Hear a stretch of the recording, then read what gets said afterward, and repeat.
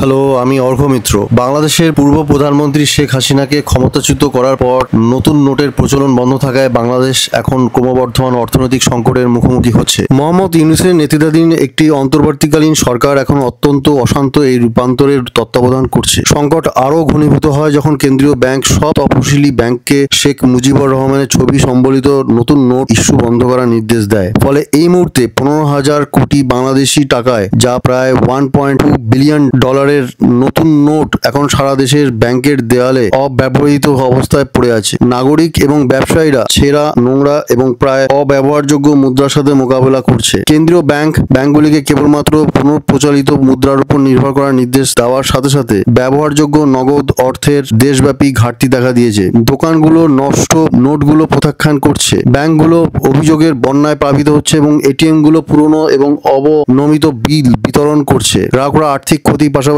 দৈনিক লেনদেনে ভাঙনের খবর দিচ্ছেন। স্থগিতাদেশ নতুন নোট এক্সচেঞ্জগুলির মধ্যে খুচরো ও ব্যাংকিং কার্যক্রমে বিঘ্ন ঘটেছে, গ্রাহক এবং আর্থিক ব্যবস্থা উভয়কেই চাপে ফেলেছে। সূত্রের খবর, নতুন নোট আটকে রাখার সিদ্ধান্ত সরকারি স্তরে নেওয়া হয়েছে। কেন্দ্রীয় ব্যাংকের একাধিক কর্মকর্তা এই পদক্ষেপের বিষয়টি নিশ্চিত করলেও প্রকাশ্যে কথা বলতে রাজি হননি। এদিকে বিশেষজ্ঞরা সতর্ক করে দিয়েছেন যে টাকশালটিতে একেবারে সমস্ত মুদ্রা বাতিল এবং পুনরায় মুদ্রায়ন করার ক্ষমতা নেই। তারা আরও অর্থনৈতিক ক্ষতি রোধে বিদ্যমান মুদ্রিত নোটগুলি প্রকাশের জন্য সরকারের প্রতি আহ্বান জানাচ্ছে। সুতরাং সংকট অব্যাহত থাকায় অন্তর্বর্তীকালীন সরকারের উপর দ্রুত পদক্ষেপ নিতে এবং আর্থিক স্থিতিশীলতা পুনরুদ্ধারের জন্য চাপ বাড়ছে। দেখুন, আমার চেষ্টা সবসময় এই থাকে যে ভিডিও একটু দেরিতে আসুক, কিন্তু সঠিক এবং যাচাইকৃত সূত্রের সাথে আপনাদের জানাতে পারি যে আসলে কি ঘটছে। দেখুন, আমি কোনো ভুয়ো খবর দিই না বা কোনো ফেক নিউজ দিই না। আমি সমস্ত আর্টিকেল পড়ে আপনাদের সঠিক প্রমাণ দেখিয়ে ভিডিও বানাই। যদি আপনাদের আমার ভিডিও ভালো লাগে তাহলে লাইক, সাবস্ক্রাইব আর শেয়ার করবেন। আমি সত্যি জানতে চাই আপনাদের মতামত কমেন্টে।